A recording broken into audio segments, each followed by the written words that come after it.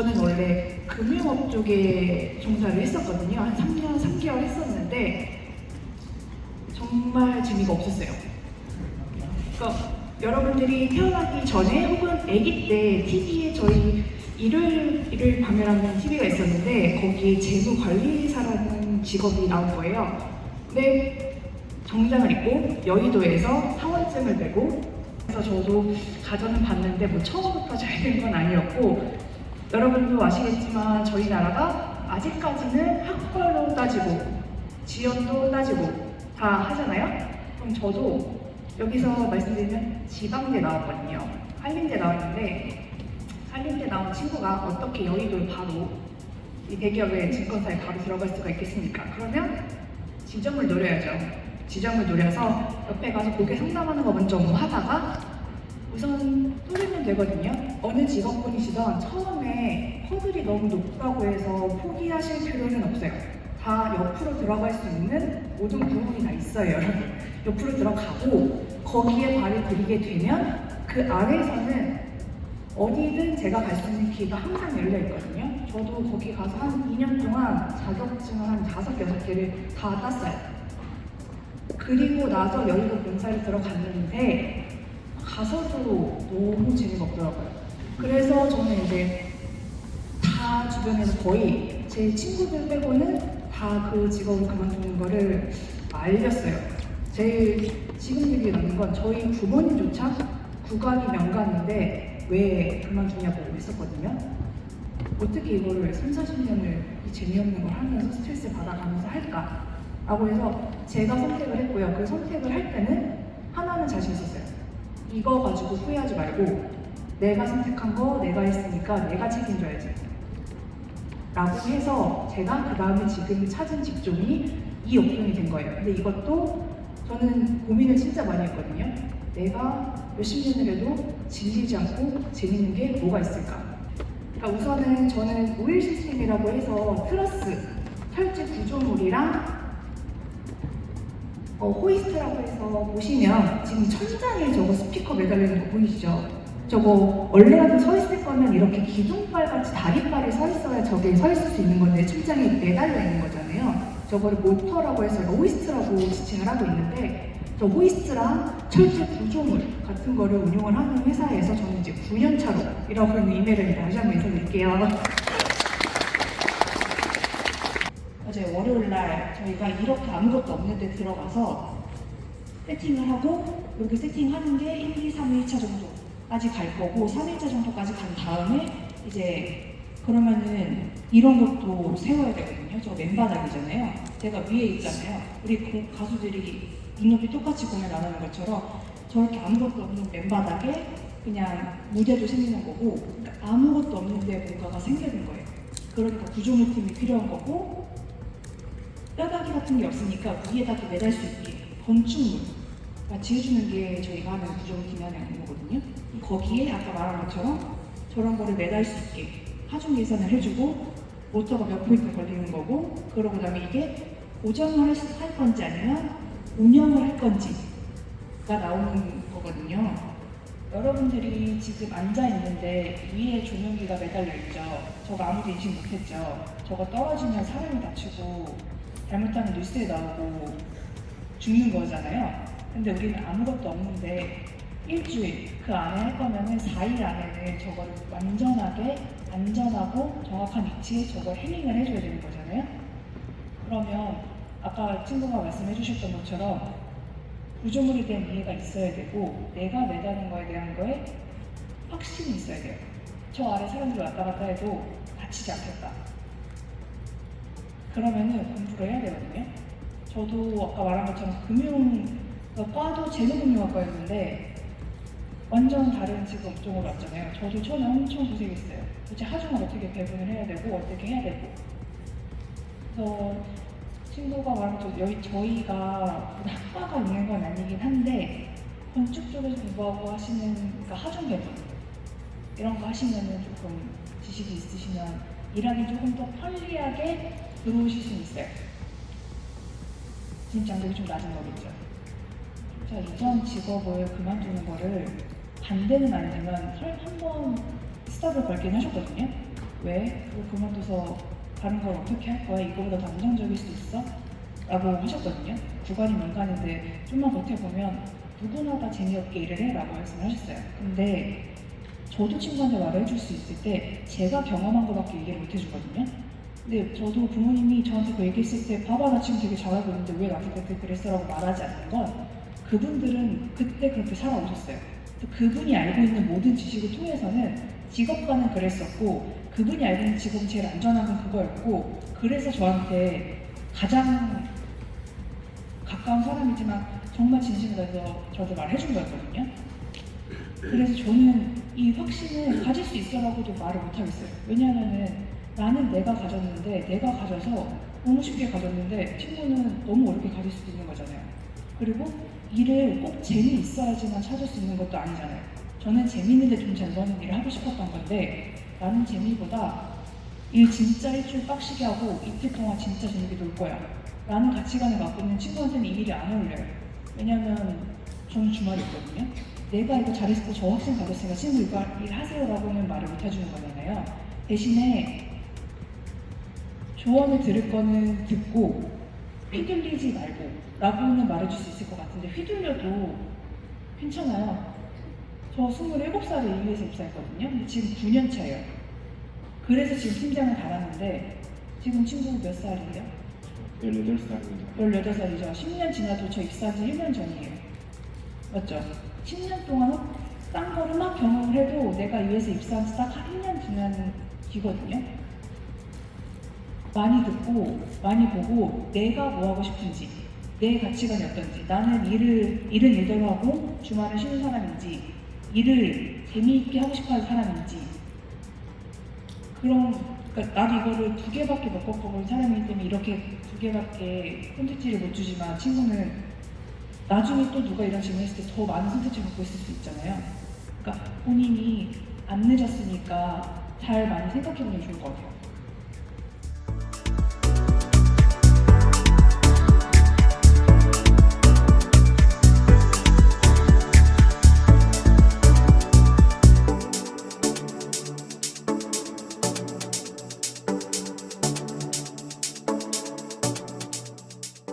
작가 일을 하고 있는 도움이라고 하고요. 여러분 많이 관심 없다고 하셨겠지만 그래도 제가 하는 프로그램들 들으면 어떻게 하는지 어떻게 만들어지는지 궁금한 점 많을 거라고 생각을 해가지고 오늘은 저는 어떤 식으로 일을 하고 어떤 것들을 준비하고 그게 어떻게 방송 결과로 보여지는지 그런 순서랑 그런 거 말씀드려볼게요. 잘 부탁드립니다. 저는 여기 보시면은 사실은 PD로 먼저 일을 시작을 했거든요. 근데 PD가 됐는데 너무 힘든 거예요. 집에도 못 가니 나는 컴퓨터만 있는 골방에 앉아서 밤새도록 편집을 하는 거예요. 그게 너무 저는 이제 말하는 거 좋아하고 사람들이랑 만나는 걸 좋아하는데 그래서 견딜 수가 없어서 잠깐 그만뒀어요. 그리고 다른 일을 막 하면서 살다가 그 같이 일하던 PD님들이 PD님 근데 작가 하는 거 잘 어울릴 것 같아. 그게 좀 적성에 더 맞지 않을까 해서 갑자기 작가로 프리랜서 방송 작가로 전향을 하게 됐고요.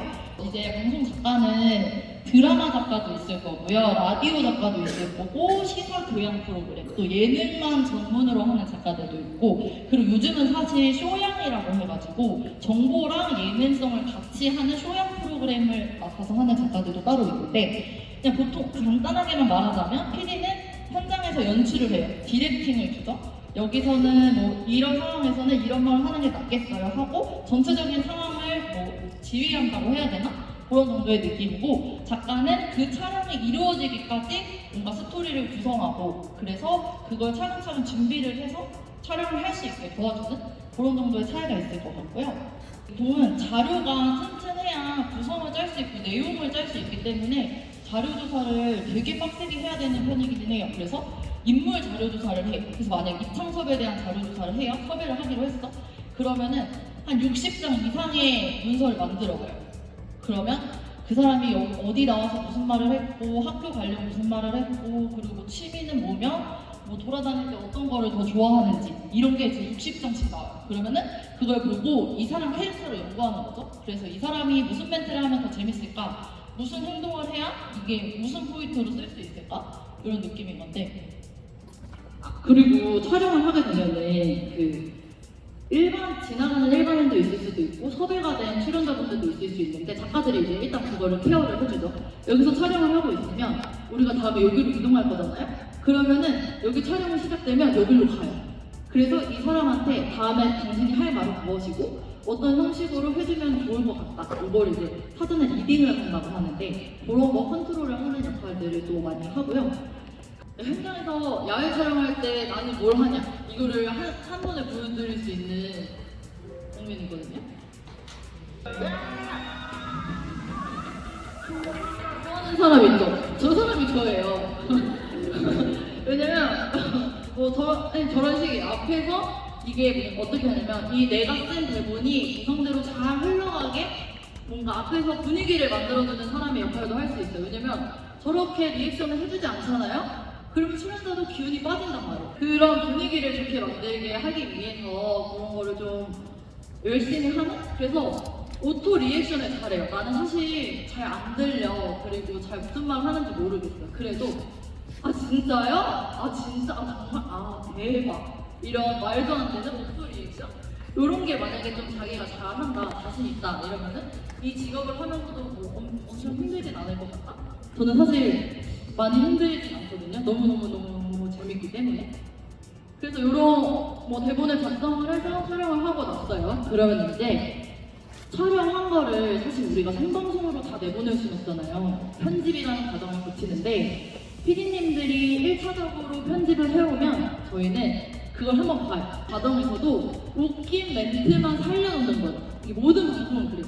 웃긴 멘트만. 왜냐면 9시간을 찍어서 20분을 낼 때도 있어요. 그러면 그 9시간 동안 했던 수많은 재미없는 말들 중에서 여러분들이 보는 것 재밌는 말만 고른 20분인 거거든요. 그래서 저희가 한 편이 나올 때까지 3주 이상의 시간이 걸려요. 생각보다 많이 걸릴 수도 있는데 한 편을 준비하고 촬영하고 편집하는 과정 어떻게 보면 준비하는 과정부터 하면 한 달이 넘게 걸리는 과정이 들어가긴 하거든요. 나는 그냥 드라마 보는 게 좋았고 예능 보는 게 좋았고 그냥 라디오 듣는 게 좋았고 그냥 그런 게 다 너무너무 재밌었기 때문에 대학 학과를 선택하는 것도 되게 고민이 없었고 되게 물 흐르듯 그냥 흘러갔거든요. 그래서 그냥 어쩌다 보니까 이 직업을 선택했는데 하다 보니까 이제 저한테 맞다고 생각했던 건 저는 그냥 궁금해요 다. 왜 저기 지나가는 사람이 쟤네들이 무슨 얘기를 하는지도 궁금하고 그리고 뭐 방송에서 누가 뭐 새로운 뭐 장비를 샀어? 그럼 그것도 너무 궁금하고 어디 체험을 갔어? 그럼 그냥 그게 너무 궁금한 거예요. 그래서 그거를 이제 알아보는 재미? 그게 성향적으로 맞는 분들이 아마 있으실 텐데 그렇게 성향적으로 맞는 분들이 하면 되게 좋은 직업이다. 그거를 계속 보고 아니면은 뭐 TV도 남들이 안 보는 걸 찾아보거나 이런 새로운 거를 계속 보는 거 그런 식으로 아이디어를 얻고 그리고 뭐 유튜브도 보면 임급동 있잖아요. 그거를 분석을 많이 하는 것 같아요. 아니 이게 별게 아닌 것 같은데 왜 사람들이 여기에 열광을 할까? 여기서 열광하는 포인트는 뭘까? 하고 그거를 유심히 봐요. 몇 번씩.